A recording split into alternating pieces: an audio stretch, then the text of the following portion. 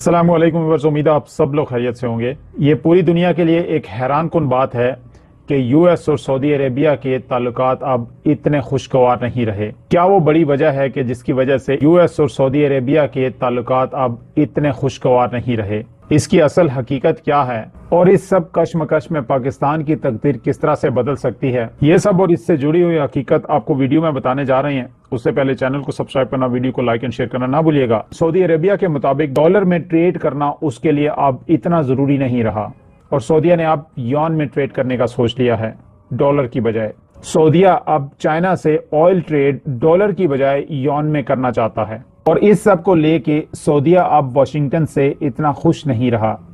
इस वजह से अब ट्रेड की करेंसी चेंज होती हुई नजर आ रही है। जो कदम सऊदी अरब उठा रहा है, दुनिया उसे बड़े गौर से देख रही है और उसके ऊपर गौर कर रही है और सुन रही है उसे। सऊदी अरब के फाइनेंस मिनिस्टर मोहम्मद अल जद्दान की एक स्टेटमेंट के मुताबिक उन्होंने पिछले दिनों में ये कहा कि कोई मसला नहीं अगर हम डॉलर के अलावा और करेंसीज को भी डिस्कस करें और हम यूरो या रियाल में ट्रेड करने का सोच सकते हैं। कोई ऐसा स्टेप ले सकते हैं जिससे दुनिया का ट्रेड बेनिफिट हो सके। डॉलर सिस्टम अपनी एक स्लो डिग्रेडेशन की तरफ जा रहा है।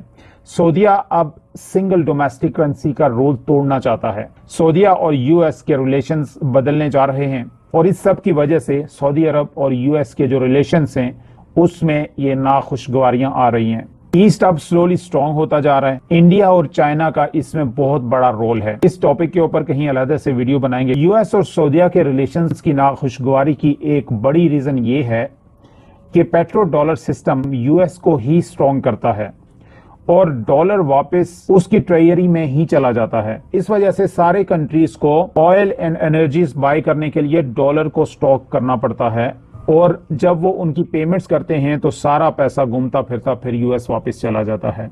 ये जो करेंसी का एक स्टेप था, जो डॉलर मुस्तहकम हुआ, डॉलर की करेंसी चलना शुरू हुई और अब तक चल रही है, इस एक स्टेप ने आहिस्ता आहिस्ता अपना काम किया और अब ये हालात हैं कि सारे कमोडिटीज जो एक्सपोर्ट होती हैं डॉलर में ही ट्रेड हो रही हैं। सऊदीया अपना फाइनेंशियल फ्यूचर और ऑयल रिजर्व को सिक्योर करना चाहता है और उधर यूएस ने अपनी ऑयल इंपोर्ट्स ओपीईसी से अराउंड 70% कम कर दी 2015 से 2020 तक और सऊदीया ने यूएस को ऑयल एक्सपोर्ट भी कम कर दी अराउंड 60% से ज्यादा। इसका मतलब ये हुआ कि सऊदीया अपनी ऑयल ट्रेड यूएस से कम कर रहा है, ज्यादा इंडिपेंडेंट होता जा रहा है अपने रिजर्व पर। यहां पर चाइना स्टेप इन करता है और वो एक बड़ा गैप फिल करता है जो यूएस ने छोड़ दिया है। चाइना सबसे बड़ा ऑयल कंज्यूमर है और सऊदीया अब सबसे आगे है चाइना को ऑयल देने में और इस वजह से आप ये अंदाजा लगा सकते हैं कि चाइना और सऊदीया के जो रिलेशंस हैं वो किस कदर मजबूती अख्तियार करते जा रहे हैं। अब यहाँ पे ऐसी सिचुएशन में सऊदीया अपने आप को बहुत बड़े रिस्क से सेव करना चाहता है, सिक्योर रखना चाहता है। एक बड़ा रिस्क है जो डॉलर का फ्रीज हो जाना है। रिसेंटली वेस्ट ने काफी दबाव डाला है चाइना पर कि वो अपनी ट्रेड रशिया के साथ कम करे। ये सब वॉर की वजह से अनसर्टेनिटीज थी और वेस्ट नहीं चाहता कि रशिया अपने रिजर्व्स पर एक्सेस ला सके जो कि चाइनीज युआन में उसने किया था। यहाँ पे अगर रशिया वॉर जीत जाता है तो वो फिर सऊदीया के खरीदे हुए रिजर्व्स भी फ्रीज कर सकता है जो डॉलर में खरीदे गए थे। रिसेंटली G7 और ऑस्ट्रेलिया ने एक बहुत बड़ा फैसला लिया है कि वो सब रशिया का ऑयल $60 पर बैरल खरीदेंगे और इन G7 ग्रुप में बड़ी कंट्रीज आती हैं, यानी 60 पर बैरल पे उन्होंने कैप लगा दिया। ये रशिया के लिए एक बहुत हैरान कुन बात है और उसके रेवेन्यूज बहुत बुरी तरह से डाउन हुए हैं। यहाँ पर सऊदीया के लिए एक बहुत बड़ी मुश्किल हो सकती है अगर बायर्स ने ऑयल की प्राइस कर्टेल करने के लिए फैसला कर लिया तो। और ये भी एक बहुत बड़ी रीजन है कि जिसकी वजह से सऊदीया और कंट्रीज के साथ भी अपने रिलेशंस स्ट्रांग रखना चाहता है।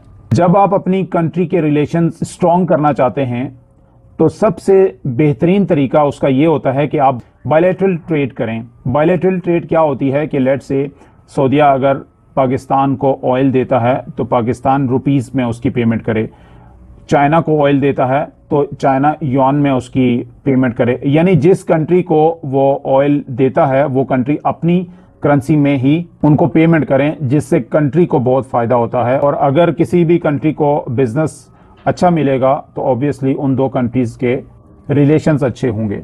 यहाँ आता है करेंसी का खेल।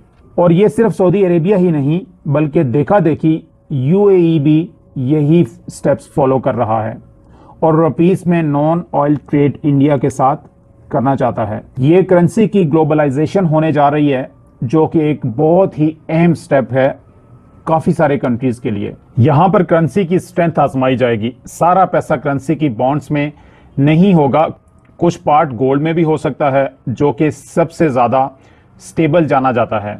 यह सबसे इंपॉर्टेंट स्टेप है और चाइना ही नहीं बल्कि रशिया भी ईरान के साथ गोल्ड में ट्रेड करने का सोच रहा है। आहिस्ता आहिस्ता पावर उन कंट्रीज की तरफ जाएगी जिनके पास नेचुरल रिसोर्सेज हैं, उनसे हट के जिनके पास करेंसी की स्ट्रेंथ है।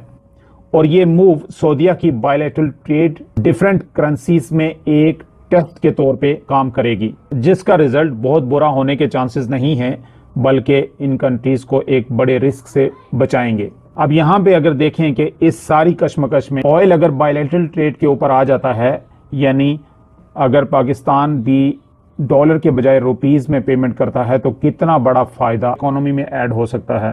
तो इस तरह से पाकिस्तान की तकदीर बदल सकती है और आने वाले वक्तों में हालात कुछ उसी तरफ मूव होते हुए नजर आ रहे हैं। नाज़रीन, इसी तरह की इन्फॉर्मेटिव एंड इंटरेस्टिंग वीडियोस के लिए हमारे चैनल को सब्सक्राइब कर लीजिएगा, बेल आइकन पे क्लिक कर लीजिएगा और अगर वीडियो अच्छी लगे तो इसे लाइक एंड शेयर जरूर कीजिएगा। नेक्स्ट वीडियो तक अपना बहुत सारा ख्याल रखिएगा। Thank you very much.